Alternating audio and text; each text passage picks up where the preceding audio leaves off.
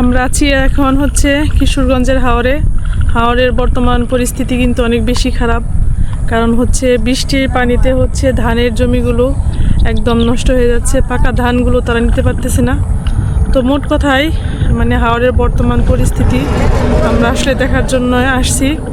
তো এখানে এসে হচ্ছে একদম হাওরের মাঝে রাস্তার পাশে বসে হচ্ছে আমরা খাবার খাচ্ছি। এটা হচ্ছে আমাদের দুপুরের খাবার। খেতে খেতে একদম বিকেল হয়ে গেছে। চারিদিকের পরিবেশটা কিন্তু অনেক বেশি সুন্দর লাগতেছে। এই দেখেন কিছু খাবার খাইতেছে, এই যে কি খাইতেছ? পোলাও আর হলো মাংস, মুরগির মাংস। খোলামেলা পরিবেশে খাবার খাইতেছ, কেমন লাগতেছে? অনেক ভালো লাগতেছে। এই যে দেখেন, এই যে ধান, আর এই যে হচ্ছে ধানের জমি। সবাই এসে খেয়ে যান নাকি? এই যে এখানে হচ্ছে হাঁস, আর এই পুরাটাই হচ্ছে ধানের যে জমিগুলো ছিল, অনেক ক্ষেত কাটা হয়েছে। এখন কিন্তু আকাশের পরিস্থিতি এখনো কিন্তু অনেক বেশি খারাপ। আর এই তো খাবার খেয়ে আমরা হচ্ছে চলে যাব। এই দৃশ্যটা অনেক সুন্দর লাগতেছে। জাবাপালার উপরেও একটা কাক বসে আছে, দারুণ। খাও তাড়াতাড়ি।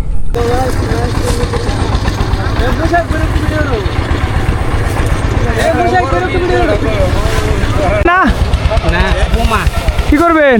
বোমাতে ভাঙাইবো। বোমা তো ভাঙাইবেন? তাকে নিতে হইব বাড়িতে। বাড়িতে নিয়ে টাকতে যাইবো, বাড়িতে নিয়ে বাদে বোমাতে ভাঙাইবো।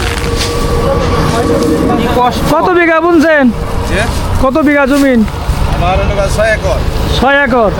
সব পানির নিচে? সব পানি আর এই প্রায় 2 একর কাছে পানি নিচে। আর এটি যে আদালসি কাটা কাটা। কামলা কত করে রুস? 1500 টাকা।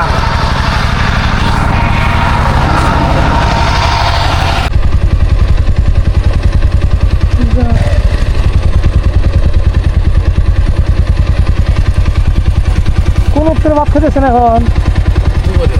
দুপুরে ভাত কটা বাজে এখন? সকালেও খাইছি না তো। আজকের খাওয়া। ধান কাটছেন?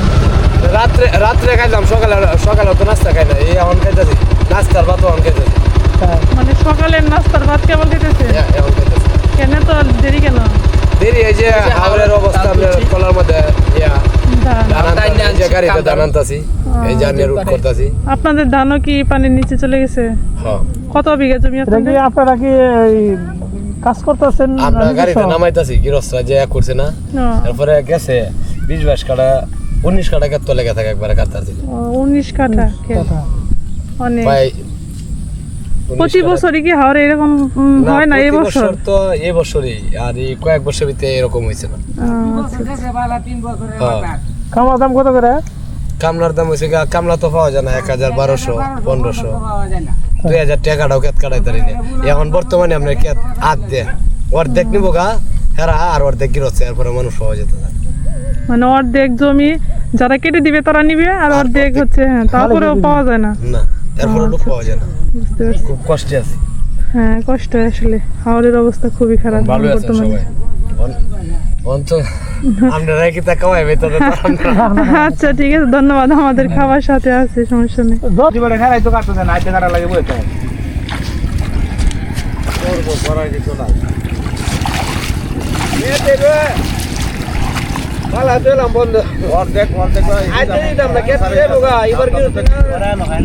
ধান না যাবো ক্ষেতের ক্ষেত তো যাইতো না জায়গা তো